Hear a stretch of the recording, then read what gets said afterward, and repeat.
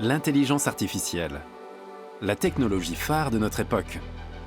Elle est censée aider, optimiser, soulager. Mais elle peut aussi mener des guerres. Depuis quelque temps déjà, l'IA a fait irruption dans le domaine militaire et a été intégrée dans les systèmes d'armes modernes. Un nouveau chapitre de l'art de la guerre, aussi imprévisible que dangereux. Il est important de définir une norme aussi restrictive que possible. L'idéal serait de ne pas recourir à ces systèmes, de dire non. Grâce à l'IA, des systèmes d'armes comme les drones pourraient bientôt attaquer des cibles de manière autonome. De même qu'avec la conduite autonome, il est théoriquement possible qu'un jour, l'être humain n'ait plus besoin ni d'intervenir, ni de prendre la moindre décision. Les drones sont imprimés en 3D et à peine ont-ils décollé que la génération suivante arrive. Une guerre de drones plutôt qu'une bataille entre soldats. Dit comme ça sonne plutôt bien. Mais la réalité n'est pas aussi simple. L'intelligence artificielle appliquée à la guerre constitue une nouvelle menace.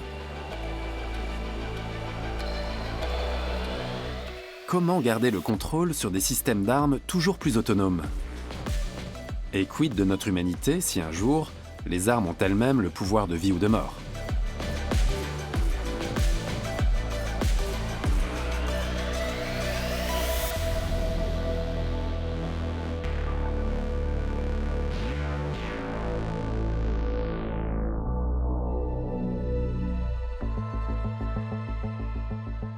Je m'appelle Berthold Meyer, je suis professeur de psychologie du travail et je me passionne pour les questions qui mobilisent le monde scientifique et la société.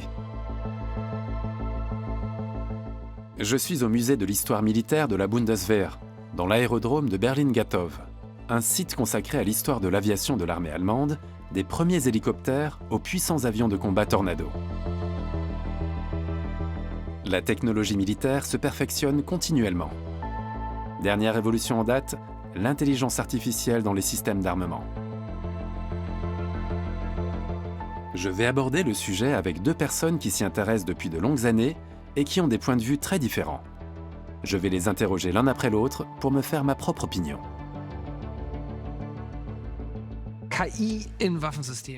L'IA dans les systèmes d'armes. Pour beaucoup de gens influencés par la culture populaire, ça évoque des robots tueurs à la Terminator. Il y a un fond de vérité là-dedans? Un rapport avec ce qu'on entend par IA militaire? Pas pour l'instant. Aujourd'hui, il est question de ce qu'on appelle des systèmes d'armes. Le plus souvent, de systèmes d'armes automatisés, dont certaines fonctions sont remplies par des logiciels et non plus par des humains. Si on leur confie d'autres tâches et que la machine se substitue à l'humain en identifiant elle-même la cible et en choisissant de frapper, donc d'exercer la violence, là, la question deviendra explosive. Frank Sauer est politologue et spécialiste des questions de sécurité. Après avoir plaidé pour le contrôle des armements auprès de l'ONU, il juge désormais nécessaire de renforcer les capacités militaires avec des systèmes d'armes basés sur l'IA. J'essaie toujours de formuler les choses de manière très concrète, en précisant que le débat porte sur les armes capables de choisir les cibles et de les frapper sans intervention humaine. Et c'est une technologie qui existe déjà à l'heure où l'on parle, non? Tout à fait. Elle existe même depuis bien plus longtemps qu'on l'imagine. La pleine autonomie des systèmes d'armes, entendue comme la capacité à sélectionner et neutraliser des cibles sans intervention humaine, existe depuis 30 ou 40 ans. Nous sommes arrivés à un stade où l'IA est plus performante. Elle prend en charge une plus large part de la réflexion et de l'action, en assumant des tâches jusque-là dévolues à l'être humain. Parce qu'elle va plus vite, qu'elle peut traiter plus rapidement des jeux de données complexes et donc accélérer les opérations dans leur ensemble. Elke Schwartz est professeur de théorie politique à l'université Queen Mary de Londres.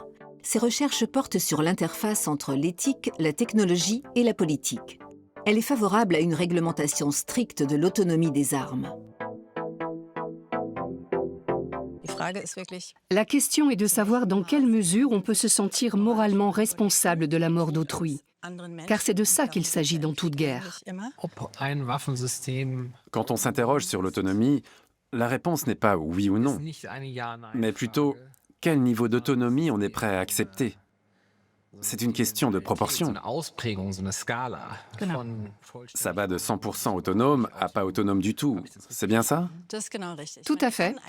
En théorie, dès qu'il y a des fonctions automatiques, on a un certain degré d'autonomie. Prenez un grille-pain. Vous pouvez programmer la durée. Il y a des capteurs qui permettent d'ajuster la puissance ou le temps pour un rendu légèrement doré ou bien grillé. Et en fonction du réglage de ces capteurs, le grille-pain va régir lui-même la chaîne d'action pour aboutir au résultat demandé. Eh bien, c'est pareil pour les systèmes d'armes. Sauf qu'il y a des systèmes qui en combinent plusieurs. Un certain nombre de données sont collectées et à partir de là, le système détermine ce qui lui paraît être un ennemi et s'il est judicieux de le combattre. Tout ça, la machine peut le faire elle-même. Les décisions militaires reposent sur des informations. Plus la base de données est précise et fournie, meilleures sont les décisions, en théorie. En analysant les données, par exemple celles provenant de capteurs embarqués sur des drones, les systèmes d'IA rendent les armes plus autonomes. Le problème, c'est que les processus de décision de l'IA restent opaques. C'est le fameux phénomène de boîte noire. Les scientifiques proposent donc un nouveau principe, l'obligation de conserver un Meaningful Human Control, un contrôle humain significatif sur l'emploi des armes. Ce principe peut-il s'appliquer aux systèmes d'armes pilotés par l'IA et dans quelle mesure? Les avis divergent.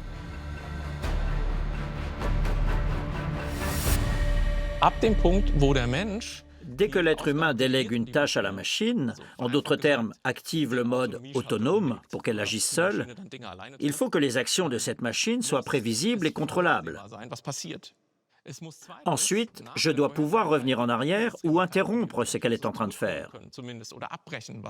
C'est comme ça qu'on établit les responsabilités. Quelle est la différence entre Meaningful Human Control et Human on the Loop? Une terminologie précise le degré d'implication de l'humain. Quand il est in the loop, dans la boucle, il intervient activement dans l'action. On the loop, il la supervise. Out of the loop, c'est quand l'arme agit de façon totalement autonome. En fait, un Meaningful Human Control, un contrôle humain significatif, peut exister, même si par moments l'humain se contente d'observer ce que fait la machine, notamment lorsqu'elle doit agir très rapidement pour intercepter des munitions entrantes, par exemple. L'autonomie peut être très pratique. Il y a des situations dans lesquelles on veut pouvoir disposer de nouvelles capacités militaires. Et ça implique parfois de retirer l'humain temporairement de la boucle. C'est déjà le cas aujourd'hui. Diverses études montrent que lorsqu'on travaille avec des systèmes d'IA, la dimension morale tend à disparaître. Parce qu'en déléguant la responsabilité morale à la machine, on instaure une distance entre la décision de tuer quelqu'un ou de détruire quelque chose et l'action elle-même. Les êtres humains deviennent des objets, des ensembles de données, et le rapport à l'autre, à une autre vie humaine, finit par se perdre. Parce que je ne décide plus entièrement par moi-même, je me contente de donner mon accord. Exactement. En ce sens, le Meaningful Human Control, cette possibilité d'intervenir, de comprendre, d'assurer la fiabilité du processus, perd de sa pertinence. En gros, c'est une sorte de conflit d'objectifs, non? D'un côté, on voudrait garder l'humain dans le système comme instance éthique, morale et même juridique. De l'autre, les systèmes d'IA promettent une rapidité et des capacités de traitement des données qui dépassent celles de l'humain et qui ne lui permettent donc pas de rester dans l'équation. Exactement. Et c'est un dilemme qui me paraît insoluble. Parce qu'on veut mettre en place ces systèmes qui reposent sur une logique d'exclusion de l'humain pour ensuite y réintégrer l'humain. C'est un raisonnement que j'ai du mal à suivre et qui n'a pas vraiment de sens. Pourquoi tout ça est-il problématique? N'est-ce pas plutôt un avantage pour l'évaluation éthique et morale? Après tout, le système analyse un grand nombre de paramètres sans ressentir ni stress, ni peur, ni tension. On pourrait voir les choses comme ça, si tout fonctionnait de façon absolument idéale et sans accroc. Mais plusieurs problèmes se posent. Le premier est d'ordre technique. L'IA n'est pas encore suffisamment fiable pour la conduite de la guerre. Les performances d'un système d'IA sont intrinsèquement liées aux données d'entraînement. Or, pour un domaine aussi complexe et dynamique que la guerre, on ne dispose pas d'assez de jeux de données pour entraîner correctement un système d'IA, et encore moins pour l'entraîner à intégrer et à traiter l'imprévu. De quoi l'IA est-elle capable dans le contexte militaire? Et quelles sont ses limites? La start-up Quantum Systems produit des drones de reconnaissance à Gilching, près de Munich, depuis 2015. Ces drones ne sont pas armés, ils génèrent une image de la situation et aident ainsi les soldats à prendre des décisions. Salut Yazine. Alors t'en es à combien de vecteurs aujourd'hui? En moyenne, il faut 2 jours pour fabriquer l'un de ces engins volants appelés Vector, dont le coût se monte à plusieurs centaines de milliers d'euros.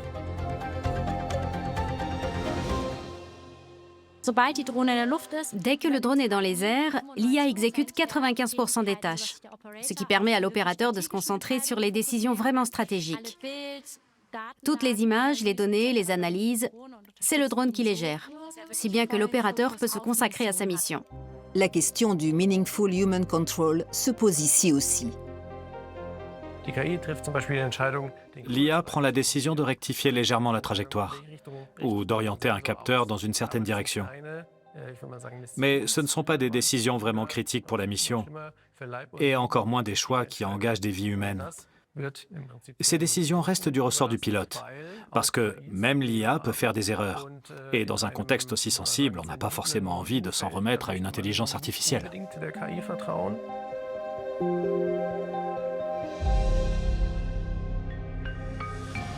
L'algorithme est entraîné avec des données réelles ou des simulations. Ces données ne peuvent pas couvrir toutes les situations susceptibles de se présenter dans la réalité. Face à un type de véhicule un peu rare, la probabilité qu'il soit toujours bien classé diminue. Et si en plus les conditions extérieures changent et que dans la base de données d'entraînement, on n'a pas d'image d'un environnement enneigé avec un léger brouillard givrant, alors le taux d'erreur sera plus élevé. Mais on essaie bien sûr de maintenir ce taux d'erreur en matière de classification nettement en dessous des 5%. Si elle réagit plus vite à des tâches routinières, l'IA commet en revanche plus d'erreurs qu'un opérateur expérimenté. Dans des situations complexes, le contrôle humain reste donc indispensable. Les opérateurs ne voient pas ça comme un jeu. Après avoir vécu certaines scènes, ils sortent parfois du simulateur avec des symptômes de stress post-traumatique, même s'ils sont restés derrière l'ordinateur. Avec un taux d'erreur de 5%, une décision sur 20 risque d'être mauvaise et d'avoir de lourdes conséquences. Qui porte la responsabilité juridique dans ces cas-là?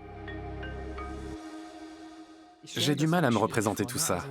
Prenons l'exemple d'une munition rôdeuse, autrement dit d'un drone kamikaze.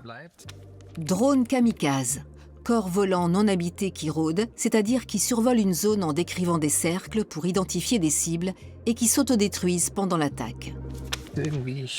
Mettons qu'on lance le drone en lui assignant une cible et que par erreur, il identifie un véhicule sanitaire et le détruise. Là, on dirait que c'est un crime de guerre. Qui est responsable? La programmation défectueuse qui n'a pas permis au drone de faire la différence entre un véhicule sanitaire et un char d'assaut? Est-ce l'entreprise qui a produit le drone? Ou la personne qui a déclenché le lancement? Ou encore celle qui a donné l'ordre de le lancer? Qui est responsable?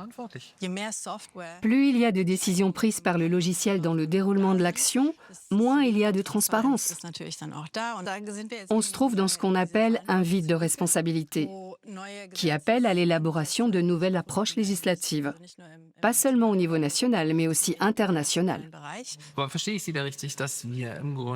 Si je comprends bien, vous dites qu'on n'a pas encore de cadre juridique international qui réglemente de façon claire l'utilisation de systèmes d'armes autonomes.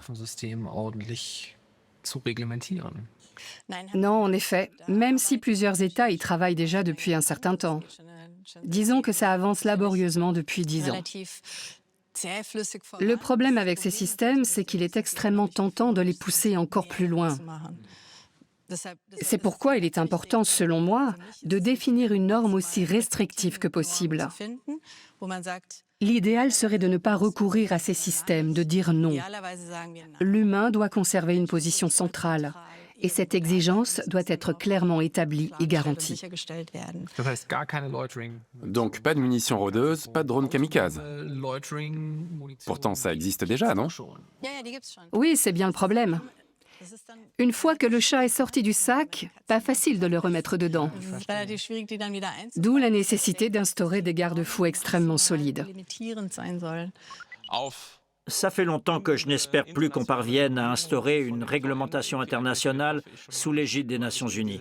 L'expérience m'a appris que personne à l'ONU ne souhaite établir de règles véritablement contraignantes.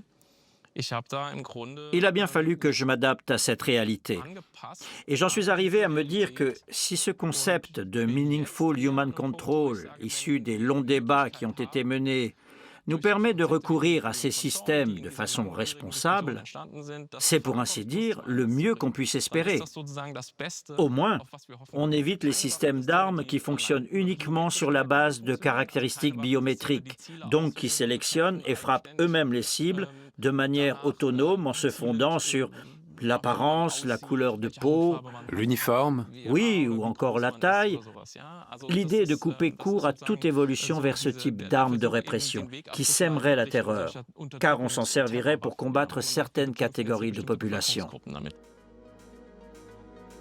L'ennui, c'est que sur le plan international, la question de savoir si les armes à IA devraient être plus strictement réglementées ne fait l'objet d'aucun consensus. Des pays comme les États-Unis, la Russie, la Chine, Israël, la Corée du Sud, mais aussi la Pologne, l'Estonie, la Turquie et la Grande-Bretagne considèrent que le droit humanitaire international actuel suffit et ne voient pas la nécessité d'élaborer des règles spécifiques pour les systèmes d'armes intégrant l'IA. À Gaza, l'armée israélienne a recouru à des logiciels de ciblage par intelligence artificielle baptisés Gospel et Lavender. Leur rôle, identifier les personnes appartenant à un groupe armé et établir en un temps record des listes de cibles potentielles. Les détracteurs sonnent l'alarme. Le recours à ces systèmes pourrait avoir augmenté le nombre des victimes.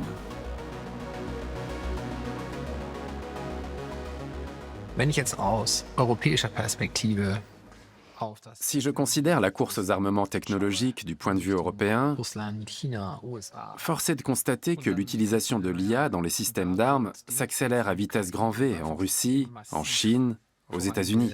sind wir da auch in Europa nicht mehr oder weniger Est-ce qu'on n'est pas plus ou moins obligé en Europe de suivre le mouvement?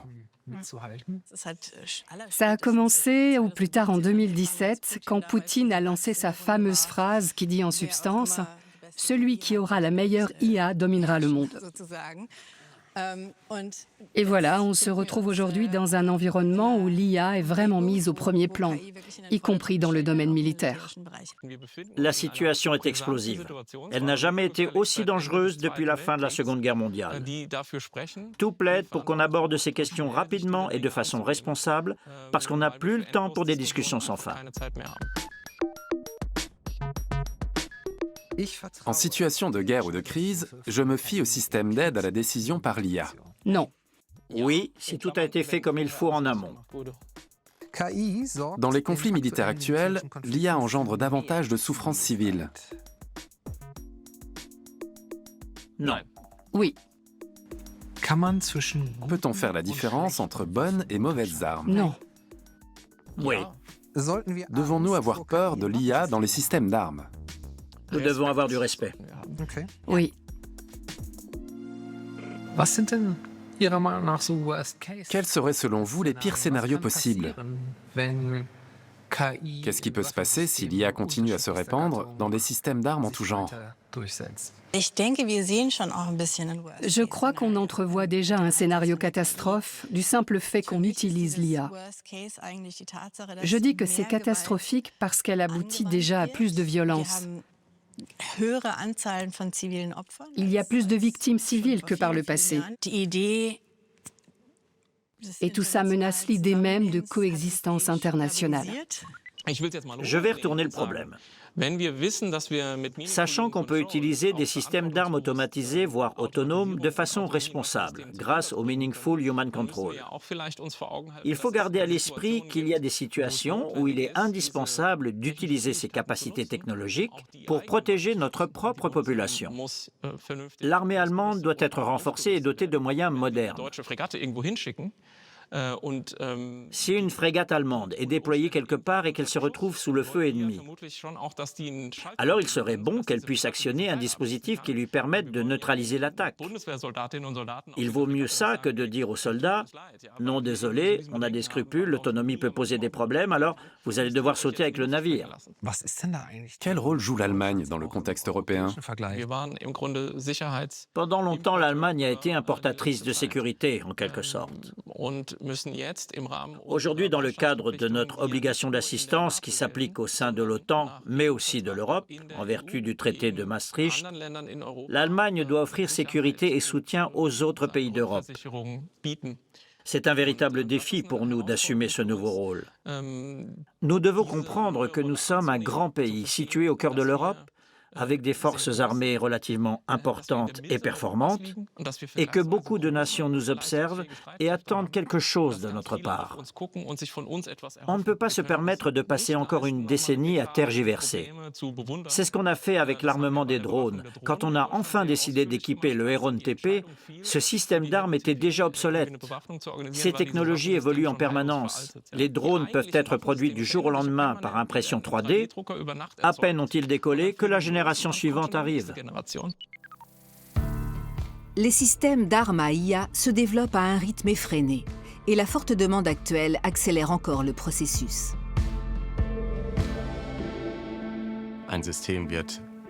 Chaque système est adapté, optimisé.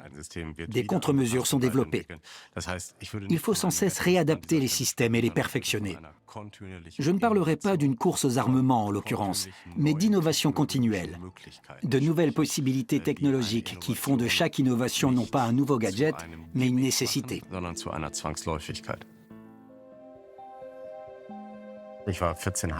J'ai servi 14 ans et demi au sein de la Bundeswehr. J'ai été 3 fois en Afghanistan. Et je peux vous dire que ça aurait été très utile d'avoir des drones de reconnaissance à l'époque pour avoir une image tactique de la situation aérienne. Les drones de Quantum Systems sont utilisés en Ukraine depuis le début de la guerre, en 2022. L'Ukraine se défend avec ses propres capacités.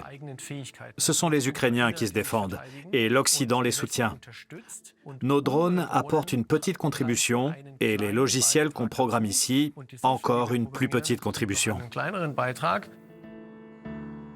Une tactique éprouvée, la Reiki Strike. D'abord, on envoie un drone de reconnaissance pour localiser la cible. Ensuite, un drone armé est expédié sur place pour frapper cette cible avec précision.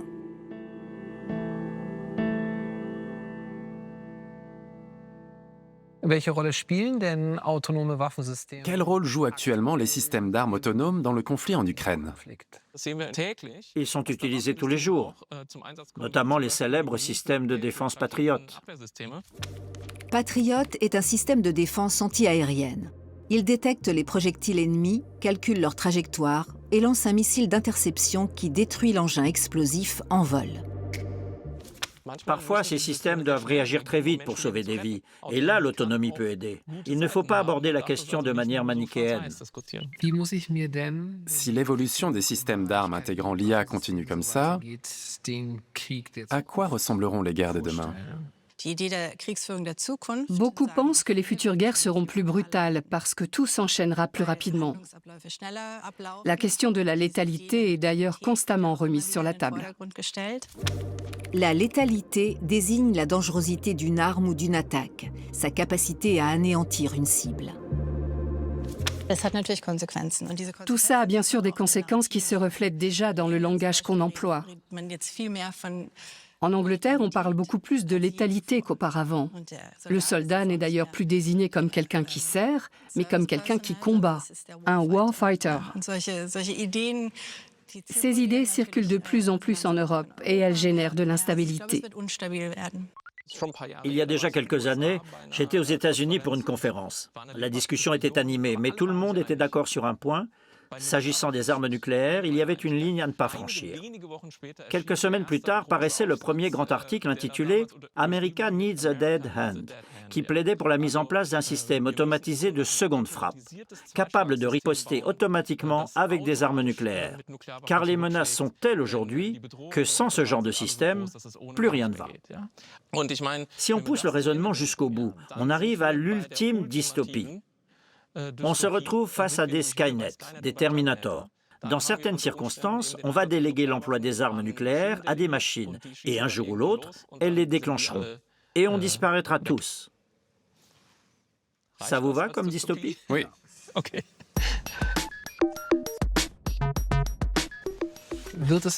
Y aura-t-il encore des soldats sur les champs de bataille dans 50 ans? Oui. Oui. Est-ce que l'idée que vos enfants n'auront peut-être pas à se battre contre des humains à l'avenir, mais affronteront des machines, vous paraît rassurante? Non. Non. Y aura-t-il un jour une réglementation internationale sur les systèmes d'armes autonomes? Oui. Non contraignante. L'IA dans les systèmes d'armes va-t-elle multiplier les conflits? Probablement, oui. Oui. La guerre sera-t-elle encore plus mortelle avec l'IA? Oui. Oui. Une dernière question. Si l'IA rend la guerre plus mortelle d'un côté, mais plus efficace de l'autre, quel est le prix à payer pour l'humanité? Celui de notre propre humanité. Si on renonce à penser la manière de traiter nos semblables et à ce qui fait de nous des êtres humains dans le tissu social, le tissu politique, le tissu éthique, on risque de le payer cher. Le véritable danger, c'est qu'on ne veut plus reconnaître que les conflits se situent entre nous, entre les humains. Voilà ce qui me fait peur. Qu'en essayant de déléguer ces décisions à des machines, on oublie que les conflits se situent entre nous et qu'on doit les régler entre nous. Je crains qu'il n'existe pas de solution technologique. Si nous n'en prenons pas conscience, nous allons rendre les guerres encore plus inhumaines et brutales. Que l'intelligence artificielle dans les systèmes d'armes puisse rendre les guerres encore plus inhumaines qu'elles ne le sont déjà, alors que des humains se battent les uns contre les autres, c'est pour moi une vision totalement horrifique. Or, on a depuis longtemps dépassé le stade où les armes à intelligence artificielle étaient une vision futuriste. L'IA est là. En déconnectant l'être humain de l'acte de tuer, les systèmes d'armes autonomes le déchargent sur le plan moral, ce qui pourrait conduire à davantage de violence. Mais on peut aussi se dire que dans un monde où nous devons nous défendre, les systèmes d'armes autonomes peuvent sauver des vies, par exemple en assurant la défense anti-aérienne. Pour moi, on est face à un paradoxe. D'un côté, on dit que l'humain est trop lent pour la guerre moderne, et de l'autre, on voudrait qu'il supervise des technologies létales d'une rapidité surhumaine. J'aimerais qu'on vive dans un monde où ces systèmes ne seraient pas nécessaires. Mais si nous, Européens, voulons continuer à exister dans un contexte où tout autour de nous, on s'arme de ce type de système, nous n'y échapperons probablement pas.